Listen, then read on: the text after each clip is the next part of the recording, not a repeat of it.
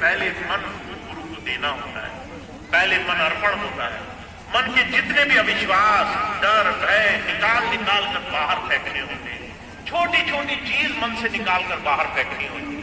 हर एक वो चीज जो तुम्हें डरा रही है उसे निकालो और गुरु का विश्वास वहां जमाओ कि मेरे गुरुजी ने कहा मेरे साथ कुछ भी गलत नहीं हो सकता, और अगर मेरे जीवन में कुछ भी होगा तो उनका हाथ मेरे साथ रहेगा। जब आप ऐसे उनको याद करोगे, जब ऐसे हर रोज थोड़ा सा समय दोगे, जब ऐसे उनके नाम को अपने जीवन में अपनाओगे, जब ऐसे उनकी दिशा में अपना जीवन जोड़ोगे, तब आपके जीवन में बड़े बड़े काम आसानी से होने लग जाएंगे। तो आप सब बहुत भाग्यशाली हैं। मैं हर एक उस भाई बहन, हर एक उस सत्संगी को, हर एक उस आने वाले साधारण पुरुष को भी बहुत भाग्यशाली मानता हूं जिसे सत्संग में आने तक का अवसर मिला, जिसे एक बार मौका मिला कि वो आ जाए सत्संग और गुरु की बात सुने, गुरु की धारा से जुड़ने का अवसर पाए। संसार में ऐसे लोग नहीं मिलेंगे आपको। जिस संसार में करोड़ों अरबों की जनसंख्या है, वहां पर चंद गिने चुने लोग ऐसे हैं जो अपने मन को साफ करने में लगे हुए हैं, अपने मन को टटोलने में लगे हुए हैं, गुरु के अभ्यास, गुरु के दिए हुए नाम से जुड़ने के लिए जीवन जी रहे हैं। तो आप बहुत भाग्यशाली हैं। आपको स्वामी जी की दया मिली, हुजूर की कृपा मिली, आप यहाँ आते हैं, आप हर रोज अपने मन को गुरु से जोड़ने के लिए प्रयास करते हैं। अब आपको अपने मन को इतना मजबूत बनाना है, आपको अपने अंदर का भय इतनी आसानी से निकालना है, अपने आप को कोसना बंद करना है कि मैं अपना कोई पाप कर्म नहीं कर रहा, मैं अपने जीवन को अभ्यास में लगाकर गुरु के साथ जोड़कर इसको निर्मल करने की दिशा में बढ़ रहा हूं। और इसीलिए गुरु की कृपा मुझ पर रहे, उनकी दया रहे, उनका आशीर्वाद रहे, ताकि मैं अपने जीवन में काम कर सकूं। तो बस मुझे इतनी बात कहनी थी। महाराज जी के जन्म दिवस के इस पावन अवसर पर आप सबको इतनी दया हो, इतनी कृपा आप पर बरसे कि आपका हर रोज गुरुधारा से जुड़कर आप सब इस बात को अपने जीवन का हिस्सा बनाएं कि गुरु हमारे अनुसंग है, हर दिन हर पल हमारे साथ है। बस हमें उसकी याद में थोड़ा सा समय बिताना है, थोड़ा ध्यान उसकी तरफ रखना है, ताकि हम अपने जीवन को सार्थकता से जी सकें। तो इतनी बात कह के मैं अपनी बात समाप्त करूंगा। आज का ये सत्संग कार्यक्रम समाप्त होगा।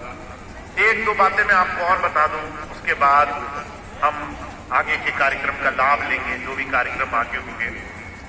सबसे पहली बात यह है, मैं चाहता हूं आप जितने भी भाई बहन हैं वो अपने आप को सत्संग और सेवा से ज्यादा जोड़ने का प्रयास करें। सत्संग आपके जीवन में एक ऐसी बड़ी सरल, बड़ी सुंदर धारा है जिससे आप अपने जीवन को सुधारते चले। बहुत से भाई बहन ऐसे हैं जिनके यहाँ सत्संग होते हैं, जिनके यहाँ सत्संग नहीं होते, उन्हें भी प्रयास करना चाहिए कि धीरे धीरे सत्संग उनके जीवन का हिस्सा बन जाए। और आज सुबह जो लोग ध्यान के समय यहाँ मौजूद थे, मैंने एक बात कही थी, सत्संग और ध्यान को अपने जीवन का हिस्सा बनाओ। ध्यान और सत्संग दोनों साथ साथ चलने चाहिए। अगर आपके यहाँ सत्संग होता है तो उसी दिन उसी क्षण ध्यान भी होगा। पहले शब्द होंगे, फिर थोड़ी देर ध्यान होगा, फिर सत्संग होगा। और जब आप इन तीनों चीजों को एक साथ जोड़ लोगे तो आप देखोगे कि आपके जीवन में धीरे धीरे हर रोज आपके जीवन में गुरुधारा से आपके जीवन में लाभ पहुंचना शुरू होगा। दूसरी बात मैं हमेशा कहना चाहता हूं, आप सबका एक बहुत बड़ा दायित्व है। आप सब लोग अपने आप को शारीरिक रूप से, इस शरीर से अपने आप को स्वस्थ रखने का प्रयास करें। आहार एक ऐसी चीज है, भोजन एक ऐसी चीज है जिससे आप अपने जीवन में बहुत सुधार ला सकते हैं। तो आपने देखा होगा जगह जगह मैंने बहुत प्रयास किए हैं कि आपकी चाय बदल जाए, आप चीनी का इस्तेमाल बदल लें, आप नमक का इस्तेमाल बदल लें, आप आटे का इस्तेमाल बदल लें। अगर आपके घर में शुद्ध दूध नहीं आता है तो दूध का इस्तेमाल बदल लें।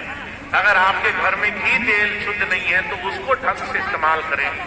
आहार अगर आपके जीवन में है तो आप अपने जीवन में आहार को सुधार करके करें। अभी मैं आपको एक बड़ी सुंदर घटना बताता हूँ। कुछ दिन पहले मुझे एक बहन जी मिली, कहने लगी भैया जी मैंने बहुत डॉक्टरों को दिखाया, मेरा कोई इलाज नहीं हुआ, बहुत डॉक्टरों ने दवा करी, दवा से कोई फायदा नहीं हुआ, हम हार कर आपके पास आ गए। तो मैंने उस बहन को दो चीजें बोली। मैंने कहा एक तो आप उपवास रखना शुरू करिए। कहने लगे भैया जी लाभ तो होता नहीं। तो मैंने कहा जो डॉक्टर को फीस देती हो वो मुझे दे देना, पर जो है अगर तुम्हें लाभ ना हो तो बताना। तो उसने गांठ बांध करके बात कही। तो मैंने कहा पहली चीज उपवास, आप एक दिन में 12 से 14 घंटे का उपवास करो। अगर आप स्वस्थ हो और आपको लग रहा है कि धीरे धीरे 30-40 साल की उम्र हो गई, बीमारियां बढ़ने लग गई, उपवास एक ऐसा रामबाण चीज है जो आपके परिवार, आपके घर को पूरी तरह से स्वस्थ रखेगा। तो उपवास कैसे करना है समझ लीजिए। बहुत से लोग सोचते हैं व्रत का मतलब उपवास होता है। अगर आप कई बार एकादशी का व्रत रखें, कई बार आप दूसरे व्रत रखें, तो आप अन्न छोड़ देते हैं और आप कहते हैं अन्न छोड़ करके हम दूसरी चीजें खा लेंगे। आपने अन्न छोड़ दिया, आपने दूसरे आटे इस्तेमाल किए, आपने फल खाए। कई बार अगर हमने थोड़ा सा भोजन रोज करते हैं तो व्रत वाले दिन हम 2 गुना भोजन खा लेते हैं, हम 2 गुना भोजन करते हैं। हम कहते हैं आज ये चीज मिली, न जाने कब मिले, हम दुगना खाते हैं।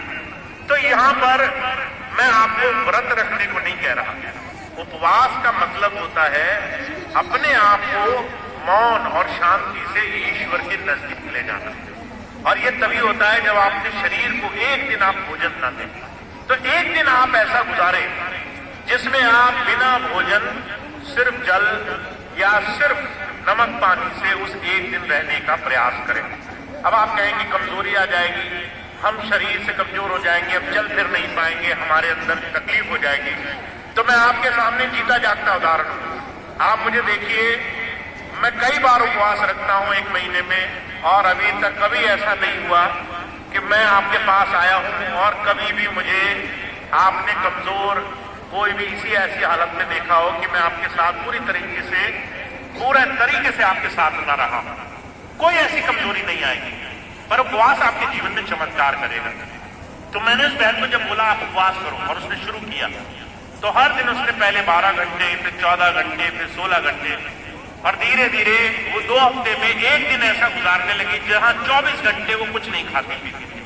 और धीरे धीरे उसके शरीर की सूजन कम हो गई, थायराइड कम हो गई, उसका शुगर कंट्रोल हो गया, उसका ब्लड प्रेशर ठीक हो गया, उसके शरीर पर जो तरह तरह के दाग बनते थे वो दाग बनने बंद हो गए, जो कई तरह की शरीर की परेशानियां होती थी वो कम हो गई।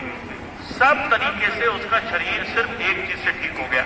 तो जब वो आई मुझसे कहने लगी भैया जी मैं ठीक हो गई, तो मैंने कहा आप मेरी सेवा लाओ जो मैंने तुमसे मांगी थी। देखो बिना दवाई के मैंने तुम्हें ठीक कर दिया।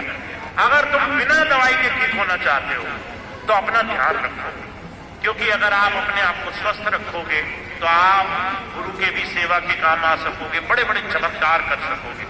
तो मैं आप सबको एक बात कहना चाहता हूं, आहार को, भोजन को आप प्रसाद समझ करके खाया करें, जबान के स्वाद के लिए मत खाया करें। अभी कई बार ऐसा होता है लोग मेरे सामने तो बहुत अच्छी अच्छी बातें करते हैं और पलटते ही लोग अपने इच्छाओं के गुलाम हो जाते हैं। अभी पिछले दिनों तक जब सत्संग होता था तो लोग मिठाई लाते थे प्रसाद में कि भैया जी को प्रसाद देंगे, हमारे यहाँ कुछ शादी हो गई, मुंडन, कुछ और अच्छा कार्यक्रम हो गया। तो जितने सेवादार होते थे तो वैसे तो कहते थे हम मिठाई नहीं खाते, और जब वो मिठाई प्रसाद बढ़ती थी कहते थे 2 दे दो, आज एक की बजाय 2 दे दो, 2 खाएंगे। प्रसाद है तो प्रसाद समझकर मिठाई को 2 खाएंगे, और कड़वा प्रसाद दिया जाए तो फिर थूकते फिरेंगे। ये हमारी स्थिति है, लालच हम अपना देख नहीं पाते हैं। इसलिए एक बात हमें समझनी है, अगर आपको जबान के स्वाद के लिए तरह तरह की चीजों में आप फंसे हुए हैं तो उसका आपको नुकसान भी देखने को मिलेगा। मैं हमेशा एक बात कहता हूं,